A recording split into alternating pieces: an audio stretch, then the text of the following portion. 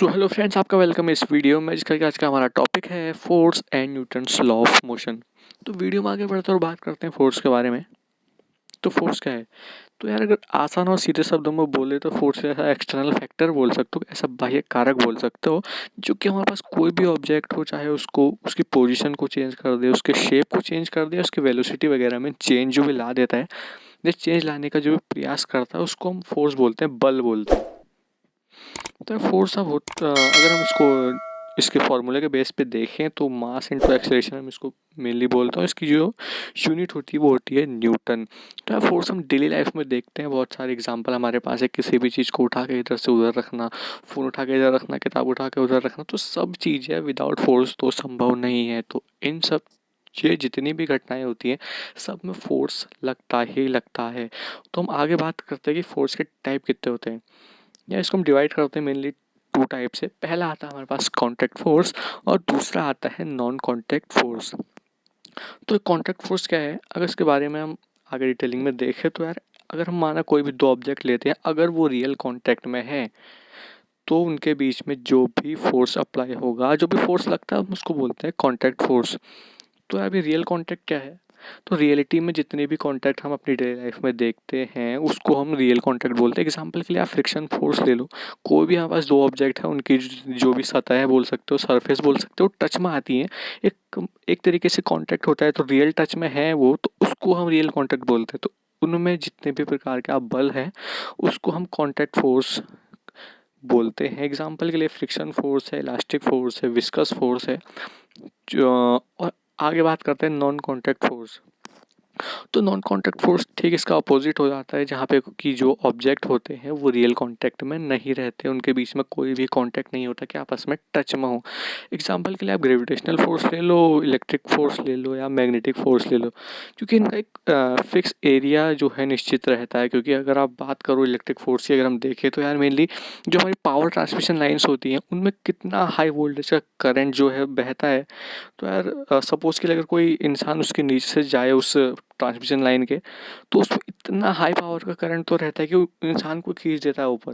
But इंसान तो उसके टच में था नहीं, बट उसके एरिया में आ गया, तो वो उसने जो उसको खींचा अपनी ओर को। या मैग्नेटिक फोर्स की बात ले लो, जो मैग्नेटिक जो रेखाएं होती है नॉर्थ टू साउथ चलती हैं, तो यार वो एक एरिया बना लेती है अपना, एक विद्युत चुंबकीय क्षेत्र बोलते हैं जिसको। तो उस क्षेत्र के अंदर जितनी भी लोहे की वस्तुएं आती हैं, तो वो उसकी तरफ को अट्रैक्ट होती हैं, तो वही हम फोर्स को हम बोले तो ये नॉन कॉन्टैक्ट फोर्स की कैटेगरी में सभी आते हैं।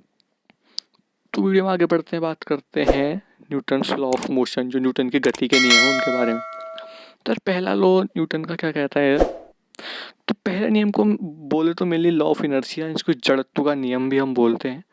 तो यार, इस नियम के अनुसार है क्या कि दुनिया में, मतलब हमारे अर्थ में कोई भी ऑब्जेक्ट ले लो, तो वो अपनी अवस्था में परिवर्तन का विरोध करती है। बोल एक तरीके से जो भी उसकी कंडीशन है, जो भी उसके मतलब अगर वो मोशन की कंडीशन में है, तो मोशन की कंडीशन में ही रहना चाहेगी।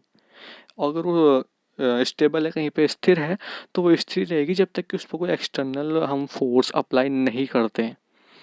तो अगर हम डेली लाइफ में देखें तो यार, बहुत सारे एग्जांपल हमारे पास क्या आते हैं।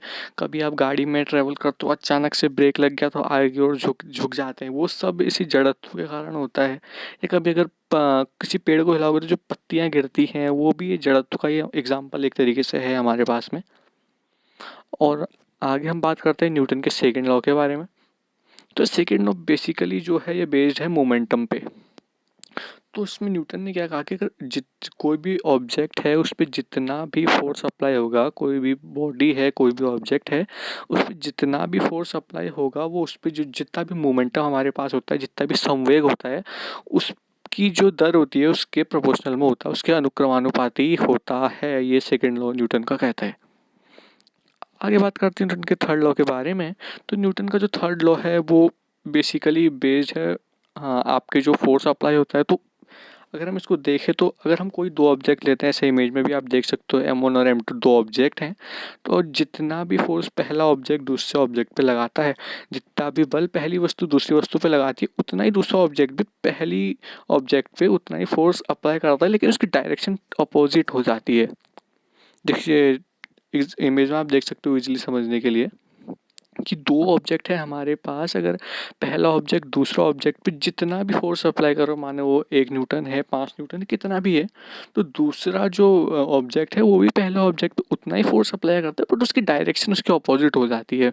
बात ये होती है डेली लाइफ में, इसके बहुत एग्जाम्पल है। आई थिंक कि देख तो हम चलना या कुछ एग्जाम्पल देख रहे हैं इसके, पुशिंग द वॉल। देखो भाई, हम कोई भी वॉल है, आप उसको धक्का देते हो, तो एग्जाम्पल ये भी उसी का है, क्योंकि अगर हम मान लो हमने अपने हाथ से इस पे जो है फोर्स लगाया कोई भी वॉल पे, भाई वॉल तो अब हिलेगी नहीं, है ना, वॉल हिलेगी नहीं, बट जितना भी हमने उस पर फोर्स लगा रखा है वॉल पे, तो वॉल भी हम पे उतना ही फोर्स लगाती है हमको, हम पे। क्योंकि अगर वॉल हम पे फोर्स लगाती ही नहीं तो हम अपना हाथ हटा ही नहीं सकते थे उस दीवार से। जब हमने दीवार पे फोर्स लगाया तो दीवार भी हम पे जो है फोर्स लगाएगी, और उसकी वजह से ही हम अपना हाथ हटा सकते हैं। और दूसरा एग्जांपल देखते हैं वॉकिंग ऑन सैंड का।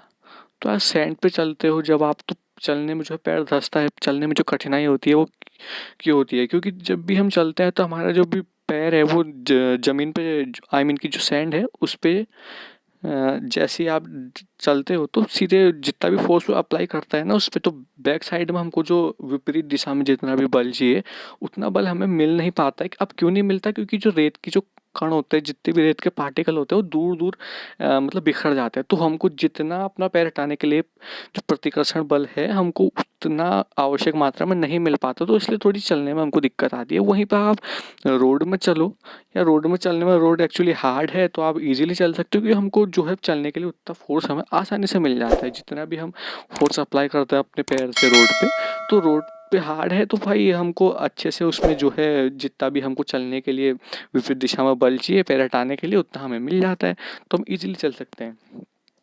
तो आई होप कि आपको वीडियो पसंद आई होगी। वीडियो अगर पसंद आई है तो हमारे वीडियो को लाइक कीजिए, शेयर कीजिए और चैनल को सब्सक्राइब जरूर से कर देना। वीडियो देखने के दिल से शुक्रिया। मिलते हैं नेक्स्ट वीडियो में।